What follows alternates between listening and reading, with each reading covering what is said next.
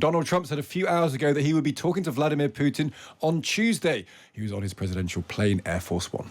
We learned a lot. We're doing pretty well, I think, with Russia. And we'll see if we have something to announce maybe by Tuesday. I'll be speaking to President Putin on Tuesday. And a lot of work's been done over the weekend. We want to see if we can bring that war to an end. Maybe we can, maybe we can't, but I think we have a very good chance. So what can we expect from that meeting tomorrow? Yevgeny Popov is a Russian politician, a journalist, and a deputy on the 8th State Duma. He joins us now. Yevgeny, good morning to you. Good morning, Stig. What do you think it will take for Putin to agree to a ceasefire? Presumably that's what the conversation tomorrow with Trump is about. What will it take for Putin to agree to it, do you think? First of all, have my greetings for the St. Patrick's Day and for Kate as well. But I don't know. I know anything about tomorrow's phone call between Putin and Trump. He told us that he's going to call to Moscow. But we have heard the same last week. We expected to listen him on Friday, as I remember. But of course, our message is clear. We are ready for ceasefire. We are ready to stop firing. We are ready to stop shooting. But you have heard last week clear messages from Putin. It's a few important nuances which we should discuss, and I hope we will reach peace agreement. And but important thing from the US, we're hearing just stop firing, stop shooting, ceasefire, without any conditions. We want to reach permanent peace and permanent peace agreement, and it will be discussed by Putin and Trump tomorrow or the day after tomorrow or maybe next week. I don't know when. Negotiation is at least partially about conceding things, Evgeny.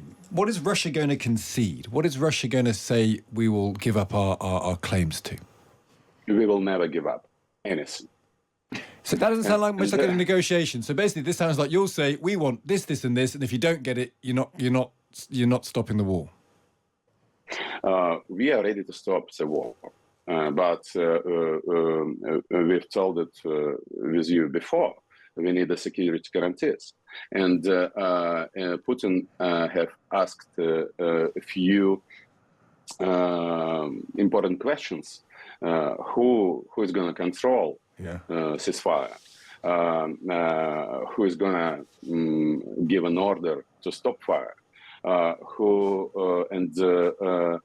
Is Ukraine is going to continue force mobilization?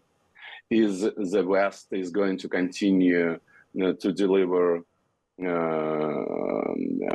military equipment to Ukraine?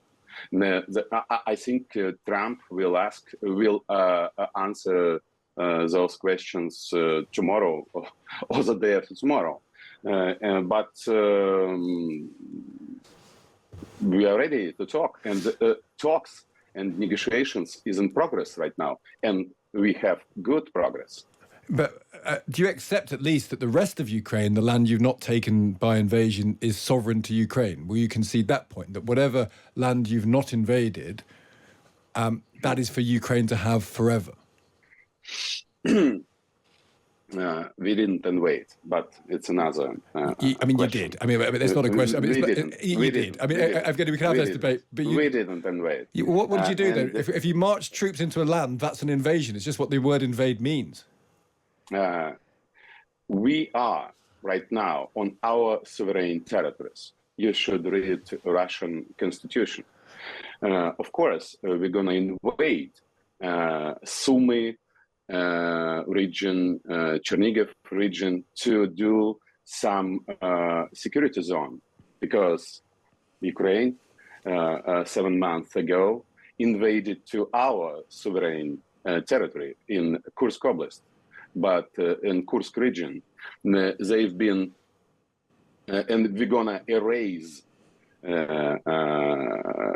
the Ukraine military, and we are advancing right now, and it's pretty clear that we're going to liberate Kursk region in a few days. I understand the Kursk. Let me rephrase the question then, Yevgeny. Do you regard Kyiv as Ukrainian forever? Kyiv is Ukraine, of course. It's not a question for me. I used to live in Kyiv, in Ukrainian Kyiv, for 4 years. So my point is that when you tried to take Kyiv 3 years ago, that was an invasion. That's my point. That there must be part of Ukraine you recognise as Ukrainian, and you think that's a sovereign territory that Ukrainian is entitled to. Well, I told you before. All we need is security guarantees for Russia, for Russian people, for Russian population, for Russian language, for our territory. But you're moving your military infrastructure to our borders, and we should defend our land. That's it. But arguably, Evgeny, people are moving their military infrastructure to your borders because you're a hostile force that's invading those borders. I mean, you can't be surprised that there is a mobilization when you. It's not true. It's not true. What's not true?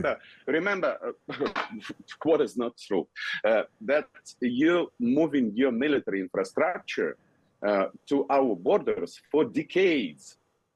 The NATO is going to be bigger and bigger and bigger for decades, from 90s. But NATO is a defensive organisation. I guess the question is, NATO is a defensive organisation, but you regard Ukraine joining NATO, that would be a red line. Tell it to Yugoslavian people, and tell it to Iraqis, tell it to Afghanistan people, that NATO is defense. But is Ukrainian membership of NATO is a thing that you would never agree to as part of a peace deal? Can we say that? Ukraine will never be in NATO. Yeah, that's it. We will see what happens tomorrow, Evgeny, and then once we get some more details, we'll hopefully speak to you again at some point. Thanks so much for joining us. Thanks. That's Yevgeny Popov, the Russian politician.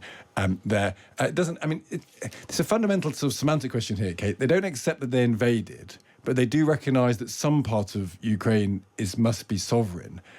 But I think if we're hoping for a great deal of concession from Putin, the more conversations we have, Putin's not going to concede very much to Donald Trump, it feels. Well, no, and I think the conversation has now moved, and Donald Trump was saying over the weekend that a lot of work has been done. I think the conversation has moved to where that red line is going to be drawn now. Where is the sort of final line between these two nations? And Trump said, quote, "We will be talking about land. We will be talking about power plants. We have a lot of it already discussed very much by both sides, Ukraine and Russia. We're already talking about that, dividing up certain assets." So dividing up certain assets is going to be, I suspect, quite worrying for Ukraine to hear that kind of language from the American president. Because, as you said there, the reason why we have people on who can represent the Russian position is to demonstrate what they would be willing to make in terms of compromise. And it's very clear there from Yevgeny Popov that Russia doesn't see this in those terms. It thinks that it is taking back territory that is Russian, and therefore the question of a compromise doesn't come into it. It's not about giving something back. It's about this is our land. And that's where these conversations become very difficult.